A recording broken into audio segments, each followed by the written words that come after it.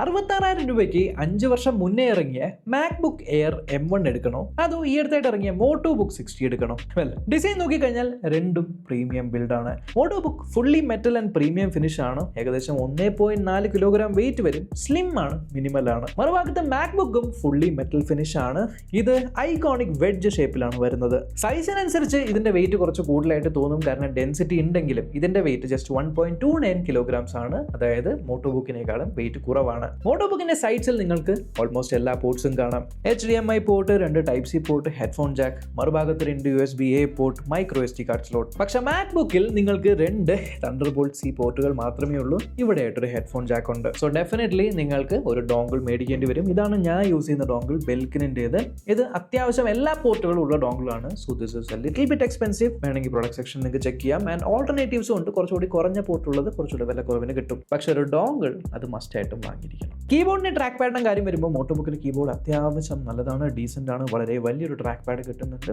Okay, good. പക്ഷെ മാക്ബുക്കിലുള്ള ആ ഒരു കീബോർഡിന്റെ ട്രാക്ക് പാഡിനും കിട്ടുന്ന ആ ഒരു എക്സ്പീരിയൻസ് അത് മോട്ടോ ബുക്കിൽ കിട്ടില്ല. മോട്ടോയിലുള്ള ട്രാക്ക് പാഡിൽ നമ്മൾ പ്രസ് ചെയ്യുന്ന സമയത്ത് ആക്ച്വലി ഫിസിക്കലി അത് ഉള്ളിലേക്ക് അമരുന്നുണ്ട്. ബട്ട് മാക്ബുക്കിൽ നിങ്ങൾ അമർത്തുമ്പോൾ അമർത്തുന്നതായി തോന്നുമെങ്കിലും അത് ഫിസിക്കലി അമരുന്നില്ല. മറിച്ച് ഇതിനകത്ത് ഇന്റലിജന്റ്ലി ഒരു ഹാപ്റ്റിക് മോട്ടർ ഉണ്ട്. നമുക്കൊരു വൈബ്രേഷൻ ഫീഡ്ബാക്ക് തരും, നമ്മൾ അമർത്തി പിടിച്ചതുപോലെ തോന്നിക്കാൻ. ഇനി രണ്ടിന്റെ സ്ക്രീൻ സൈസ് ഓൾമോസ്റ്റ് സെയിം ആണ്, 13 ഇഞ്ചാണ്. ബട്ട് സ്ക്രീൻസ് വ്യത്യാസമുണ്ട്. മോട്ടോ ബുക്കിൽ നിങ്ങൾക്ക് ഒരു 2.5K 120 Hz റിഫ്രഷ് റേറ്റുള്ള OLED ഡിസ്പ്ലേ ആണ്.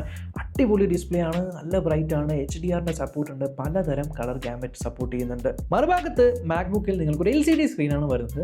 പക്ഷെ തെറ്റിദ്ധരിക്കരുത്, ഇതിന്റെ LCD സ്ക്രീൻ അത്ര അടിപൊളിയാണ്. അതായത് ഒരു OLEDന്റെ അത്രയും തന്നെ ഏകദേശം 80% പെർഫോമൻസ് തരുന്നുണ്ട്.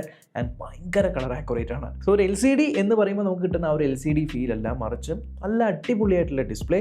എന്നാൽ 60 Hz ഡിസ്പ്ലേ ആണ്. ഏകദേശം 400 നിറ്റ്സിന്റെ ബ്രൈറ്റ്നസ് ആണ് മാക്ബുക്ക് തരുന്നത്. ഇനി മോട്ടോ ബുക്കിന്റെ മുകളിലായിട്ട് നിങ്ങൾക്ക് ഒരു ഫേസ് ഐഡി അല്ലെങ്കിൽ IR ക്യാമറ കാണാം. നിങ്ങളുടെ ഫേസ് റെക്കഗ്നൈസ് ചെയ്ത് ഓപ്പൺ ചെയ്യാൻ. That is not reliable. ചുമ്മാ കണ്ണട ഇല്ലാതെ നോക്കിക്കഴിഞ്ഞാൽ ഓക്കെയാണ്. കണ്ണട വെച്ച് നമ്മൾ ട്രെയിൻ ചെയ്താലും ഞാൻ കണ്ണട മാറ്റുന്ന സമയത്തോ റിഫ്ലക്ഷൻ ഉള്ളപ്പോഴോ ഓപ്പൺ ആവാറില്ല, പിന്നെ അടിക്കേണ്ടി വരും. മറുഭാഗത്ത് മാക്ബുക്ക് എയർ M1 നിങ്ങൾക്ക് ഫേസ് ഡിറ്റക്ഷൻ ഇല്ല. പക്ഷേ കീബോർഡിൽ പവർ ബട്ടന്റെ അവിടെ തന്നെയാണ് ഫിംഗർ പ്രിന്റ് സ്കാനർ ഉള്ളത്. സോ ടച്ച് ID വർക്ക് ചെയ്യും, നിങ്ങൾക്ക് പർച്ചേസ് ചെയ്യാൻ, ആപ്സ് ഇൻസ്റ്റാൾ ചെയ്യാനെല്ലാം. എന്നാൽ പെർഫോമൻസിന്റെ കാര്യം വരുമ്പോഴാണ് ഇത് രണ്ടും അടിമുടി വ്യത്യാസം വരുന്നത്. എന്റെ കയ്യിലുള്ള മോട്ടോ ബുക്കിന്റെ വേരിയന്റിന് i5 ചിപ്സെറ്റ് ആണ് വരുന്നത്. 16GB റാമും 512GB SSD ഉണ്ട്. ഇതിനകത്ത് വരുന്ന GPU ഇത് ഇന്റലിന്റെ സ്വന്തമായിട്ടുള്ള ഇന്റൽ ഗ്രാഫിക്സ് ആണ്. 7.9GB കാണിക്കുമെങ്കിലും അത് ഷെയർഡ് മെമ്മറിയാണ്. 16GB റാമിൽ നിന്നും ഷെയർ ചെയ്യുന്നതാണ്. അതുകൊണ്ട് തന്നെ ഹെവി ഡ്യൂട്ടി ടാസ്കുകൾ, നിങ്ങൾക്ക് normal multi tasking, office, power point presentation, movie കാണുക, ഈ വക പരിപാടികൾക്കൊന്നും ഒരു പ്രശ്നമില്ലെങ്കിലും ഇതിനകത്ത് നിങ്ങളുടെ വീഡിയോ എഡിറ്റിംഗ് അല്ലെങ്കിൽ ഫോട്ടോ എഡിറ്റിംഗ് ഒക്കെ ചെയ്യുമ്പോഴാണ് നിങ്ങൾക്ക് അതിന്റെ ബുദ്ധിമുട്ടുകൾ മനസ്സിലാവുന്നത്. 4K നിങ്ങൾക്ക് വീഡിയോ എഡിറ്റ് ചെയ്യാം, പക്ഷേ റെൻഡർ ചെയ്യാൻ ഏകദേശം 1 മണിക്കൂർ വരെ എത്താം ഒരു 10 മിനിറ്റ് വീഡിയോക്ക്. മറുഭാഗത്ത് നമ്മുടെ ആപ്പിളിനകത്തുള്ളത് ഫസ്റ്റ് ജനറേഷൻ M1 ചിപ്സെറ്റ് ആണ്. 8 കോർ CPU, 7 കോർ GPU ഉള്ളത്.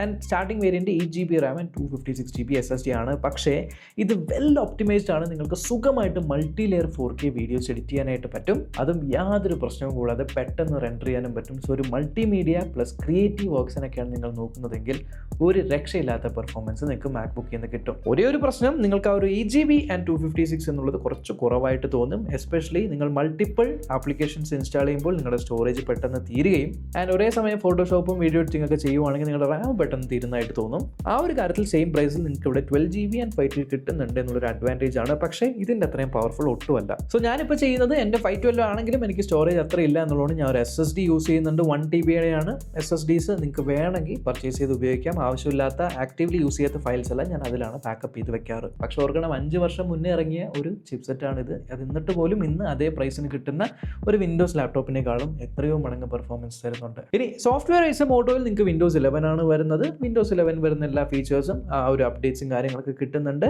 ആൻഡ് കോപ്പൈലറ്റ് ഉണ്ട്. ഈക്കോ സിസ്റ്റം ആയിട്ട് മോട്ടോ ഡിവൈസുകളുടെ ഒപ്പം മാത്രം വർക്ക് ചെയ്യുന്ന സ്മാർട്ട് കണക്ട് ഉണ്ട്. മറ്റ് ആൻഡ്രോയിഡ് ഡിവൈസുകളായിട്ട് വർക്ക് ചെയ്യാനായിട്ട് ലിങ്ക് ടു വിൻഡോസ് ഒക്കെ ഉണ്ട്. അതൊക്കെ നമ്മൾ സെറ്റപ്പ് ചെയ്ത് കഴിഞ്ഞാൽ ഇതിൽ ഒരുവിധം നന്നായിട്ട് വർക്ക് ചെയ്യും. മറുഭാഗത്ത് മാക്ബുക്കിനകത്താണെങ്കിൽ ഈവൻ ഇപ്പോഴും നിങ്ങൾക്ക് ലേറ്റസ്റ്റ് മാക്ഓഎസിന്റെ അപ്ഡേറ്റുകൾ കിട്ടുന്നുണ്ട്. ഓൾമോസ്റ്റ് എല്ലാ ഫീച്ചേഴ്സും ഈവൻ ആപ്പിൾ ഇന്റലിജൻസ് വരെ ഇതിനകത്ത് വർക്ക് ചെയ്യുന്നുണ്ട്.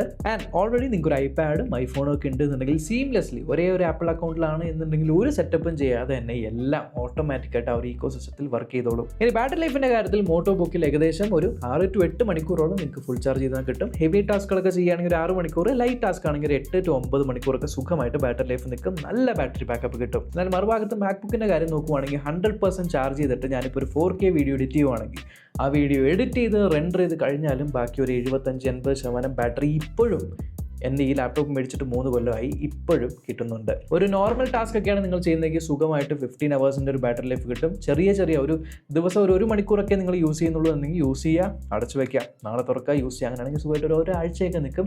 ഞാനത് ടേൺ ഓഫ് ചെയ്യാറേ ഇല്ല. ആൻഡ് അതേപോലെ രണ്ടിനും ഫോം ഫാക്ടർ നോക്കി ഇത് കുറച്ചുകൂടെ കട്ടിയുണ്ട്, കാരണം ഇതിനകത്ത് ഫാൻ ഉണ്ട് തെർമൽസ് മാനേജ് ചെയ്യാൻ വേണ്ടി. ഇതിൽ യാതൊരു ഫാനും ഇല്ലാതെ നല്ലപോലെ തെർമൽസ് മാനേജ് ചെയ്യുന്നുണ്ട്. ഇത് ഹീറ്റിംഗ് എന്ന് പറഞ്ഞൊരു ഇഷ്യൂ എനിക്ക് വന്നിട്ടേ ഇല്ല. മാക്സിമം ഹീറ്റ് ആവുന്ന നിങ്ങൾ 4K റെൻഡർ ചെയ്യുന്ന സമയത്ത് ചെറിയൊരു വാംത്ത് ഫീൽ ചെയ്യും. ഹാർഡ്ലി ഒരു 50 സെക്കൻഡ്സ് ഒക്കെ ഉണ്ടാവും, അതിന് ശേഷം അത് നോർമൽ ടെമ്പറേച്ചറിലേക്ക് വരും. ബട്ട് ഇതിൻ്റെ കാര്യത്തിൽ കുറച്ച് ഹെവി ടാസ്ക് നമ്മൾ ചെയ്യുമ്പോഴേക്കും ഫാൻ കറങ്ങുന്ന ശബ്ദം കേൾക്കാം, ചൂടാവും. ചാർജ് ചെയ്യാനായി നിങ്ങൾക്ക് 65 വാട്ടിൻ്റെ ചാർജറാണ് PD ചാർജർ ഇതിൻ്റെ കൂടെ കിട്ടുന്നുണ്ട്.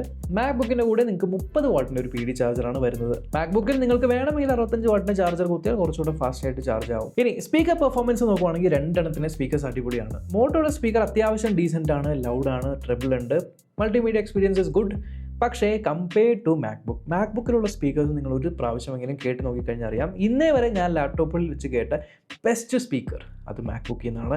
ആ ഒരു ട്രിബിൾ ആയിക്കോട്ടെ, റിച്ച്നെസ് ആയിക്കോട്ടെ, ലൗഡ്നെസ് ആയിക്കോട്ടെ, ബേസ് കയ്യിലെടുക്കുന്ന സമയത്ത് ആ ഒരു ചെറിയൊരു ഡെപ്തിൻ്റെ വിറയിൽ കാര്യങ്ങളൊക്കെ ഫീൽ ചെയ്യാൻ പറ്റും. സോ മാക്ബുക്കിലെ സ്പീക്കർ കമ്പയർ ചെയ്യുമ്പോൾ മോട്ടോയുടെ സ്പീക്കർ പോരാ. ബട്ട് മോട്ടോനെ മാത്രമായിട്ട് നിങ്ങൾ വെച്ച് നോക്കുവാണെങ്കിൽ നല്ല സ്പീക്കറാണ്. സോ ടു കൺക്ലൂഡ്, ആര് മോട്ടോ ബുക്ക് മേടിക്കണം? നിങ്ങൾക്കൊരു 66,000 രൂപ ബഡ്ജറ്റ് ഉണ്ട്, നിങ്ങളൊരു സ്റ്റുഡൻ്റ് ആണ്, ബിസിനസ് മാൻ ആണ്, ഓഫീസിൽ പോകുന്നൊരു വ്യക്തിയാണ്, നിങ്ങൾക്ക് day to day task PowerPoint, Microsoft Office, എക്സ്, ലൊക്കേഷനിൽ സിനിമകൾ കാണണം, വെബ് ബ്രൗസിംഗ് ചെയ്യണം, ഡെവലപ്മെൻറ്റ് ചെയ്യണം. ഇത്തരത്തിലുള്ള ആൾക്കാർക്ക് കുറേയധികം ആപ്ലിക്കേഷൻസ് പുറത്തുനിന്ന് ഇൻസ്റ്റാൾ ചെയ്യണം, വിൻഡോസിൻ്റെ ഫ്ലെക്സിബിലിറ്റി വേണം, മൈക്രോസോഫ്റ്റ് ഓഫീസ് നന്നായിട്ട് വർക്ക് ചെയ്യണം, എന്നാൽ നിങ്ങൾക്ക് 4K എഡിറ്റിംഗ്, ഫോട്ടോഷോപ്പ്, ആ ഒരു ക്രിയേറ്റീവ് പരിപാടികളൊന്നും ഇല്ലാന്നുണ്ടെങ്കിൽ നല്ല ബാറ്ററി ബാക്കപ്പ് നിൽക്കുന്ന ഒരു ലാപ്ടോപ്പാണ് ഈ ഒരു മോട്ടോ ബുക്ക് 60. മറുഭാഗത്ത് മോട്ടോ ബുക്ക് 60ൽ പറഞ്ഞ എല്ലാ കാര്യങ്ങളും ചെയ്യാം. അതിനോടൊപ്പം നിങ്ങൾക്ക് 4K എഡിറ്റിംഗ്, ക്രിയേറ്റീവ് വർക്ക്സ്, നല്ല തെർമൽസ്, അതേപോലെ ബാറ്ററി നിൽക്കുന്ന ഒരു ആപ്പിൾ ഇക്കോസിസ്റ്റത്തിലുള്ള ലാപ്ടോപ്പ് വേണമെന്നുണ്ടെങ്കിൽ ഓൾറെഡി ഒരു ഐഫോണോ ഐപാഡോ ഓൺ ചെയ്യുന്നുണ്ടെങ്കിൽ മാക്ബുക്ക് M1 2020 ഇപ്പോഴും മേടിക്കാൻ വേർത്താണ്. ഇത് ഞാൻ വാങ്ങിയ സമയത്ത് 1 ലക്ഷം രൂപയ്ക്ക് മുകളിലായിരുന്നു. ഇപ്പോൾ 60,000 രൂപയുടെ പ്രൈസിൽ ഇത് കിട്ടുന്നുണ്ട് എന്നുള്ളപ്പോൾ റിയലി വാല്യൂ ഫോർ മണിയായി മാറി. സോ നിങ്ങൾ ഇതിൽ ഏത് ചൂസ് ചെയ്യുമെന്നുള്ളത് കമൻറ്റ് ബോക്സിൽ അറിയിക്കുക. അപ്പോൾ അത്രയുള്ള അടുത്ത വീഡിയോ കാണാം. ബൈ.